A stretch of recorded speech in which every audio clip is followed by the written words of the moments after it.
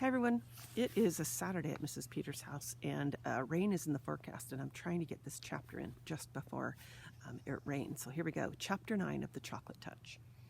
Remember, John had just raced away from orchestra practice where his trumpet had turned to chocolate. Oh, the shame of it, the humiliation. John wept breathlessly as he ran, shocked and frightened, indignant and angry at the world that had suddenly turned against him. Mean old things, thought John, blaming Miss Plimsoll and Mrs. Quaver for his failures, even though nothing had happened to him had been their fault in any way. Horrible old school, he thought, even though he had liked school until that morning. Hateful Susan, he thought, even though he knew at the same time that he was really longing for her to be friendly with him again. Through the window, Mrs. Midas saw John coming up the pathway. "Hello, John," she called from the living room. "You're home early today. How nice. As a reward, there'll be a piece of chocolate cake after supper." "I hate it," John shouted. He was crying too hard to say anything else for the moment. When she heard the sound of his voice, Mrs. Midas rushed into the hall. "Why, what's the matter, John?" she asked, putting her arm around him.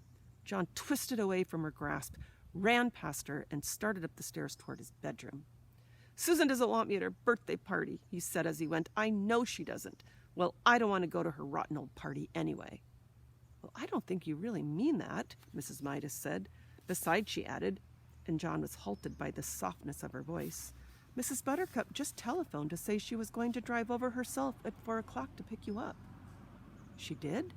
John said, blinking down at his mother from the top of the stairway. "Yes, she did," Mrs. Midas assured him. "So you'd better hurry and get yourself washed and brushed. Your party clothes are laid out on the bed." There were games on the Buttercup's lawn while it was still warm enough outside. Later, the party supper, including the birthday cake, was going to be served indoors, and there would be a magician and a short movie. John joined in Blindman's Buff, and Grandmother's Footsteps, and Fox and Geese, and soon he became more cheerful. So I'm guessing those are games from years ago that kids would be familiar with, but we're not maybe so much. He even temporarily forgot about chocolate.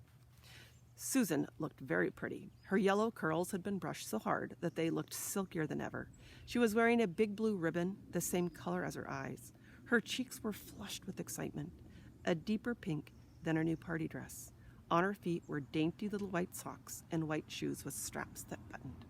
Between games, Susan smiled at John and said, "I'm glad you came."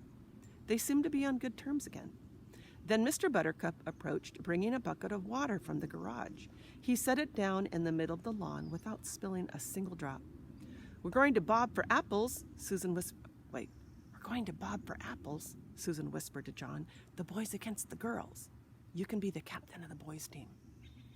The two teams lined up for the race, Susan leading the girls and John the boys. "The idea is this," Mr. Buttercup explained. "When I say go," not yet, John, "Susan and John will run to the bucket. There are 12 apples floating in the bucket and 12 people in the race. Using only their teeth, Susan and John will grab their apples and run back to their lines. As soon as they touch the hands of the number 2 runners in their teams, Denny and Duncan, Susan and John will go to the end of their lines and Denny and Duncan will run to the bucket to bob for apples. Do you all understand the way it's going to work?" "All right, 1 to go, or 1 to get ready, 2 to go. 1 to get ready, 2 to get steady, and 3 to go." And I'll show you so this is the bucket, and I don't know if there's a bucket. So when you bob or duck for apples, they have these apples in the bucket, and you have to somehow grab them with your teeth as they're in the water. It's pretty interesting if you've never done it before. Kind of a fall party game.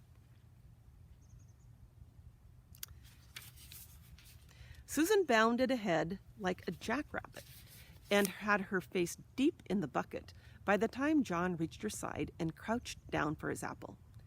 He got his eye on a big red one with its stalk jutting up conveniently for him to grab, or the stem. He lowered his face, opened his mouth, and lunged. Somehow his nose reached the apple before his teeth did and pushed it below the surface of the water. John's mouth followed the apple down. Then a terrible thing happened. The clear water in the bucket turned into dark, brown, sweet chocolate. Susan and John immediately pulled their heads up. but it was too late. Their faces were drenched with chocolate syrup. "Oh!" Susan exclaimed, wiping chocolate out of her eyes. Chocolate syrup dripped down all over her delicate pale pink dress. "Oh no," she moaned. John was in the same state. There was chocolate all over his face. There was chocolate on his white shirt and on his shorts. And there was chocolate in his mouth. "Glug," John said. "Glug." Susan was too surprised and angry to speak. For the second time that day, she turned her back on John and ran away from him. Mrs. Buttercup offered to clean John up, but he couldn't bear to stay at the party another minute.